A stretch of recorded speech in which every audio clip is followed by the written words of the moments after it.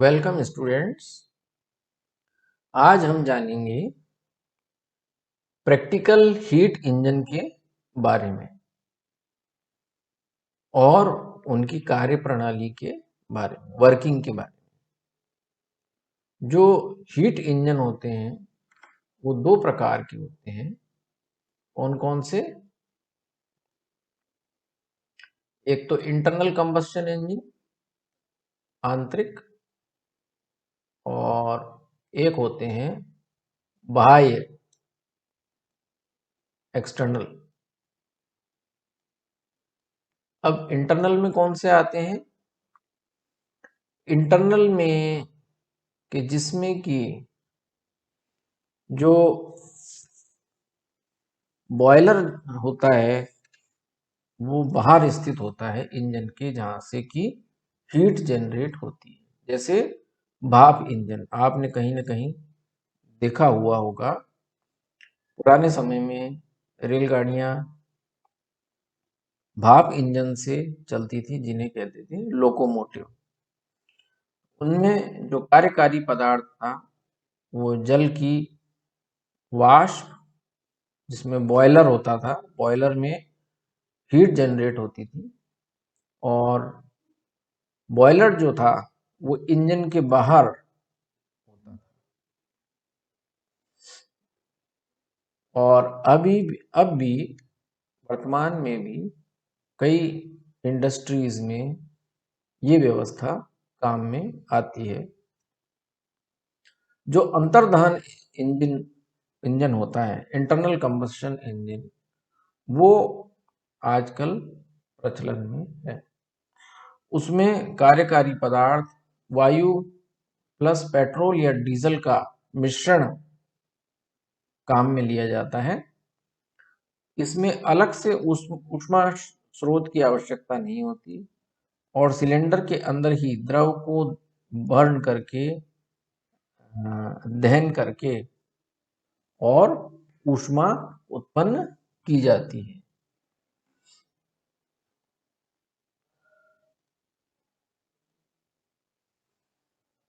सामान्यतया यूं तो कई प्रकार के इंजन होते हैं, लेकिन यहाँ पर हम दो प्रकार के इंजन का डिस्कशन करेंगे। ऑटो, जिसे हम कहते हैं सामान्यतया कि ऑटो में जाना है या ऑटो में गया था, वो क्या होता है? उसमें पेट्रोल इंजन होता है। आपके जो टू व्हीलर्स हैं, मोटरसाइकिल्स हैं, कारें हैं, बस हैं, ट्रक हैं, वो सब इन इंटरनल कंबस्शन इंजन के आधार पर बनी हुई है। दूसरे प्रकार का होता है डीजल इंजन, जिसमें कार्यकारी पदार्थ वायु और डीजल का मिश्रण होता है। पेट्रोल इंजन की बात करें तो petrol engine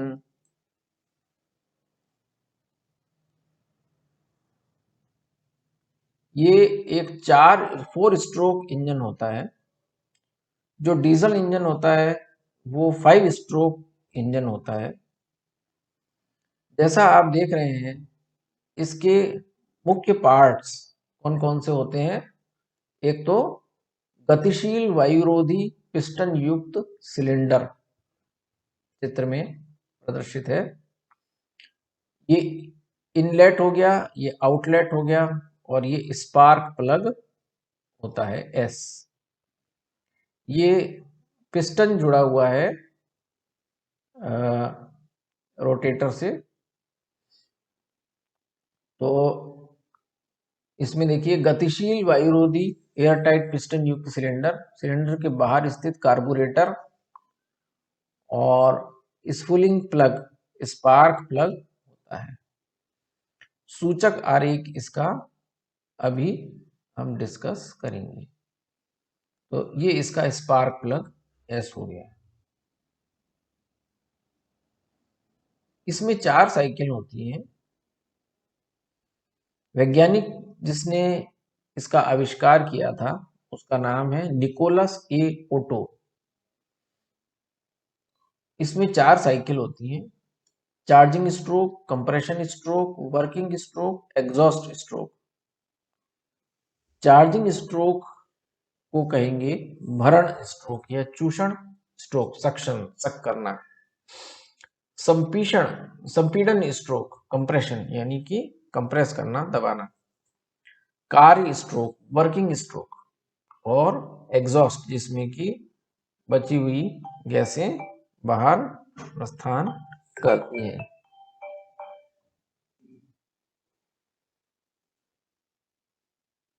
petrol auto engine का सूचक आरेख हम चित्र में देख रहे हैं।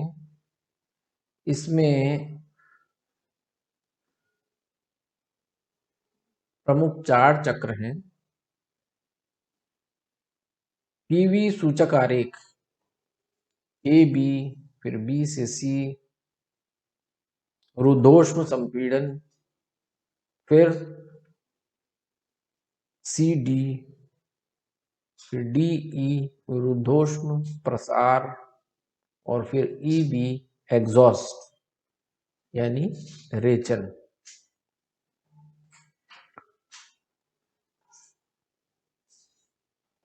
सर्वप्रथम कार्बोरेटर से 98% एयर और 2% पेट्रोल की वाष्प का मिश्रण अंदर प्रवेश करता है। इसमें किक या स्टार्टर का सिस्टम होता है, जिससे सिलेंडर के अंदर निर्वात बन जाता है। निर्वात बनते ही कार्बोरेटर से ये मिश्रण वायु के रूप में, गैस के रूप में आई इनलेट से अंदर प्रवेश करता है तेजी से। इसके संगत आरेख है ए बी, जिसमें कि जैसे ही मिश्रण अंदर आता है वैसे ही आयतन बढ़ता है, दाब नियत रहता है। दूसरा स्ट्रोक, जिसमें ये आप देख रहे हैं कि इसका जो शेफ्ट है ये घूम रहा है और ये एक्सेंट्रिक होता है, यानी सेंटर से थोड़ा हटकर ये स्पिंडल लगा है, पिस्टन के साथ जुड़ा है। अब आई इनलेट और आउटलेट दोनों बंद हैं इस स्थिति में और स्पार्क प्लग प्रदर्शित है। दाब और ताप बढ़ते हैं, दोनों बढ़ते हैं। ताप यहाँ पर 600 डिग्री लगभग हो जाता है। फिर मिश्रण का संपीड़न प्रारंभ होता है। क्योंकि ये जो स्पिंडल है और शेफ्ट है ये आगे बढ़ चुका है और यहाँ पे वाष्प है, वायु और वाष्प पेट्रोल का मिश्रण गैस है। अब इसका संपीड़न होता है, कंप्रेशन होता है। कंप्रेशन होने से जो स्पार्क प्लग है उसमें चिंगारी उत्पन्न होती है। जैसी चिंगारी उत्पन्न होती है तो ये मिश्रण अत्यधिक दाब पर प्रज्वलित हो जाता है। इस समय इसका दाब 15 वायुमंडल दाब के बराबर होता है और ताप 2000 डिग्री सेंटीग्रेड होता है। अब क्योंकि यहाँ पर एंट्रोपी नियत होती है, इसे कहते हैं आइसेंट्रोपिक कंप्रेशन, जहाँ पर की दाब नियत है। तो ये एक चक्र हाफ साइकिल पूरी हुई, यहाँ से यहाँ पर और यहाँ से यहाँ पर।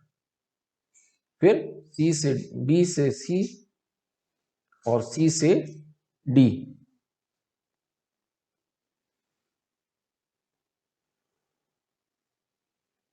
फिर ये शेफ्ट यहाँ पर रुकता नहीं है, आगे बढ़ता है।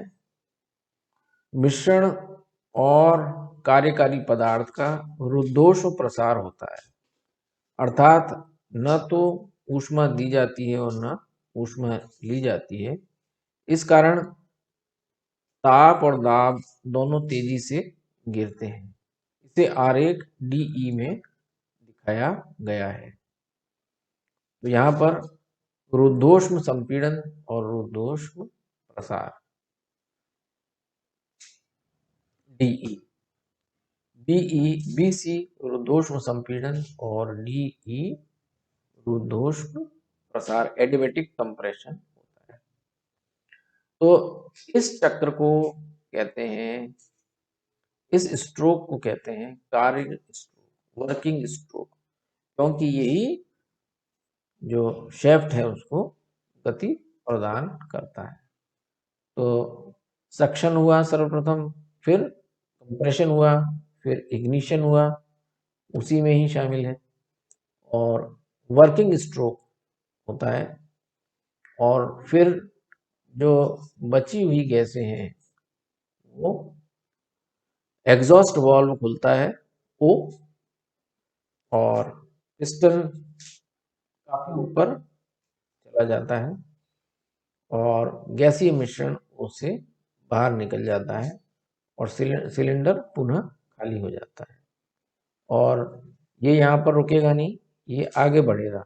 जैसे आगे बढ़ेगा तो इसमें फिर से निर्वात उत्पन्न हो जाता है। जब निर्वात उत्पन्न हो जाता है तो इनलेट आई से, कार्बोरेटर से वायु और पेट्रोल वाष्प तेजी से प्रवेश करती है और नया चक्र प्रारंभ हो जाता है। तो इसमें भी पुनः आयतन नियत रहता है EB, और फिर उसके बाद BA के बाद फिर AB, नया चक्र शुरू होता है।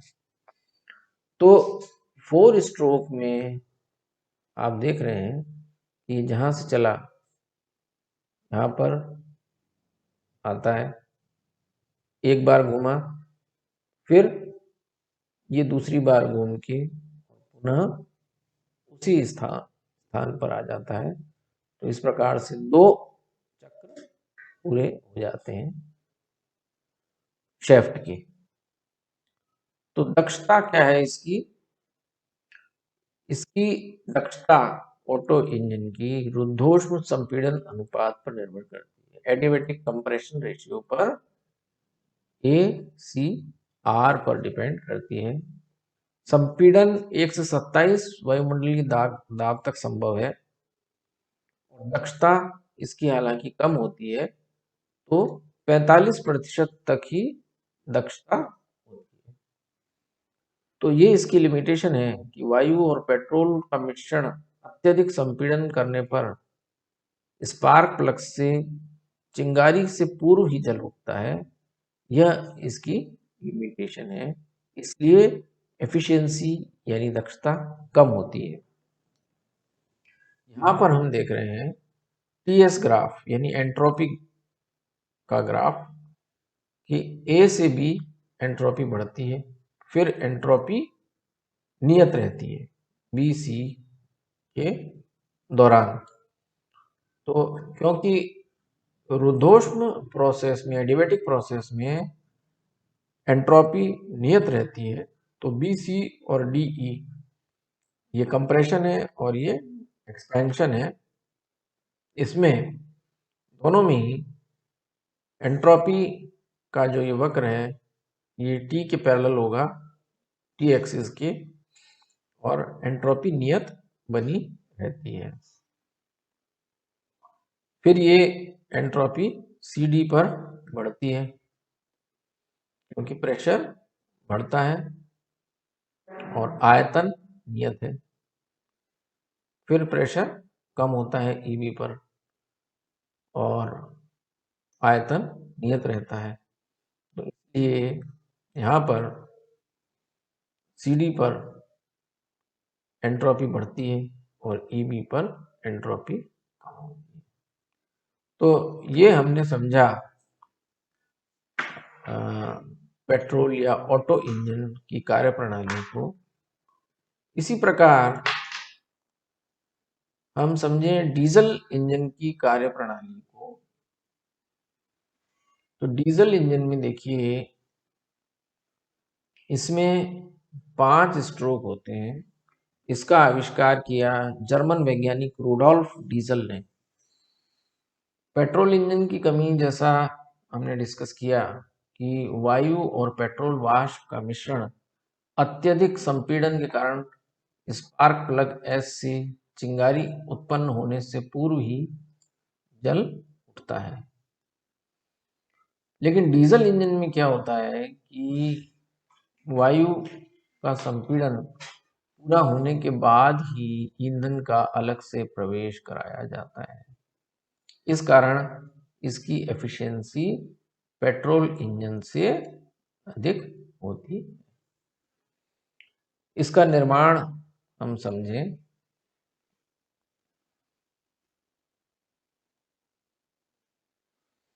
इसमें एक सिलेंडर होता है जिसमें गतिशील वायुरोधी पिस्टन होता है।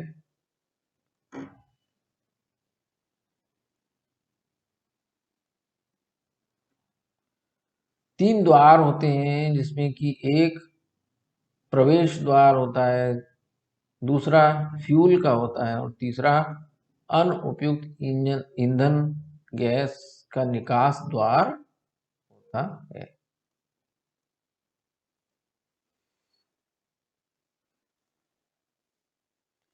इन द्वारों का खुलना व बंद होना पिस्टन की गति पर निर्भर होता है।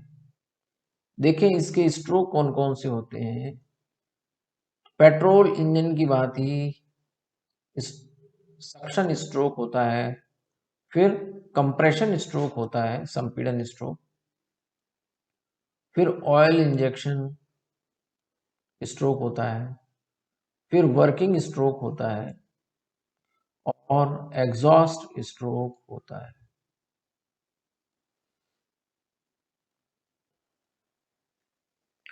तो इसमें जो ज़्यादा है, अधिक है, वो है ऑयल इंजेक्शन, तेल का अंतःक्षेपण स्ट्रोक। कि पेट्रोल इंजन में ये जो है ये सक्शन स्ट्रोक में ही हो जाता है। लेकिन यहाँ पर जब कंप्रेशन पूरा हो जाता है तब ऑयल इंजेक्शन होता है, जिससे कि एकदम ईंधन जल नहीं उठता।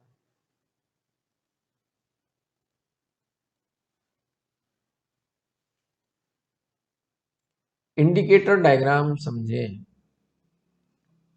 तो ए बी, फिर B C, C D, D E और ई, ये है पीवी आरेख।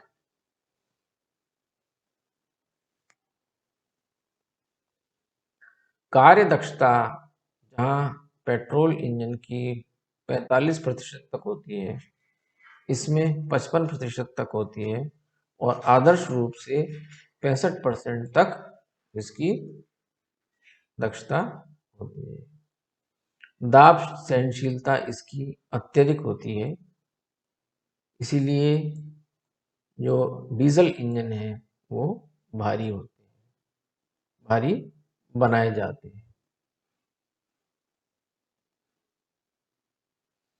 स्ट्रोक समझें इसका।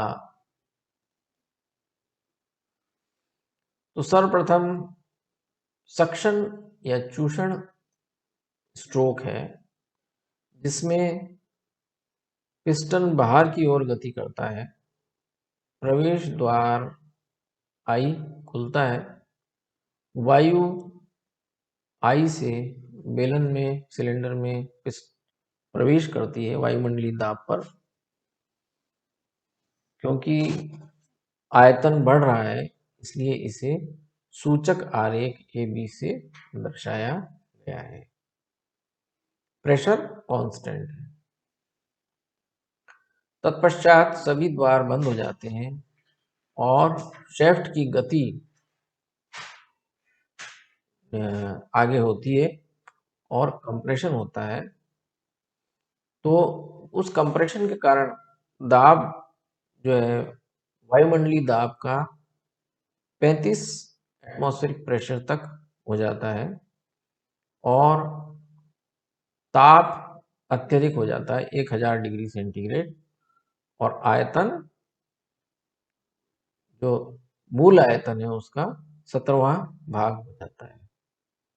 कंप्रेशन हो रहा है, संपीड़न हो रहा है। जब संपीड़न पूरा हो जाता है तब फ्यूल इसमें एंटर होता है चैम्बर में। आयतन न्यूनतम हो गया, ताप 1000 डिग्री सेंटीग्रेड, फ्यूल का जो एंट्रेंस है एफ वो खुल जाता है, डीजल बेलन में आता है, तुरंत प्रज्वलित हो जाता है और तापमान 2000 डिग्री सेंटीग्रेड तक हो जाता है। ताप नियत रहता है। इसे सूचक आरेख सीडी से बताया गया है। दाब नियत है, आयतन बढ़ रहा है। वर्किंग स्ट्रोक, क्योंकि ये यहाँ पर रुकेगा नहीं, आगे बढ़ेगा, इसलिए एक्सपेंशन होगा। रुद्धोष्म प्रसार, आप जानते हैं कि रुद्धोष्म प्रसार में एंट्रोपी नियत रहती है।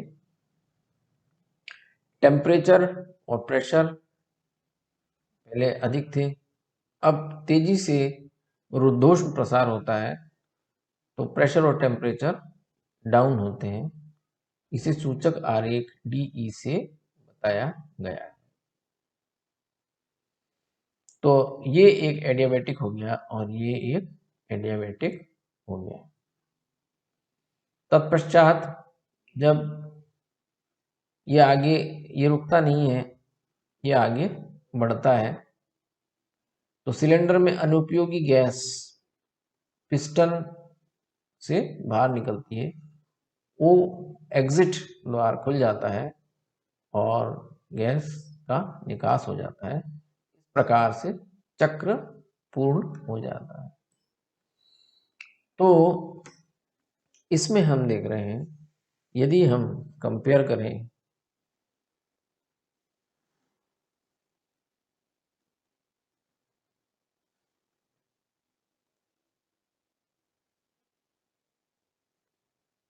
सी डी, ये डीजल इंजन का और ये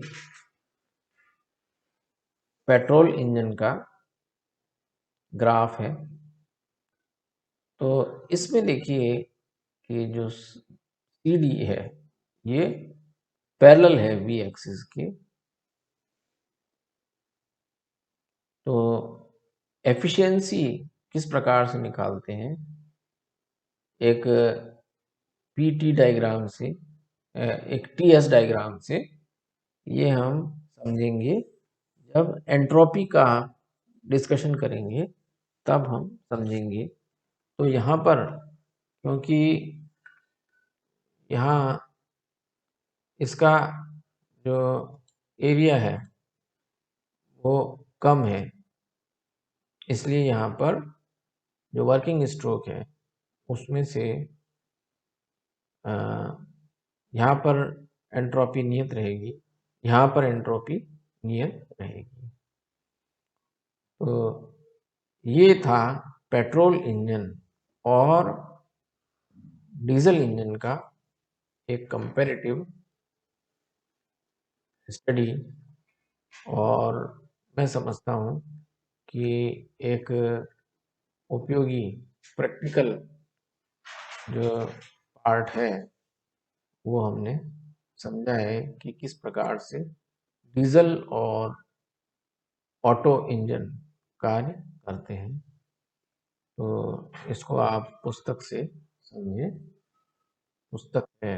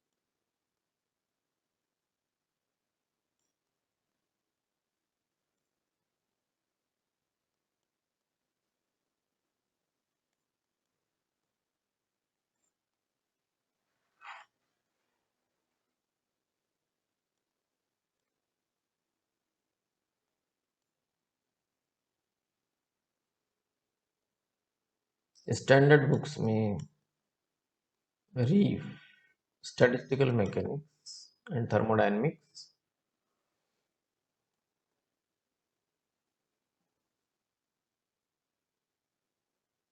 इस प्रकार से और बुक्स अवेलेबल हैं। तो अगले व्याख्यान में हम पुनः मिलते हैं, तब तक के लिए आप इसको पढ़ें।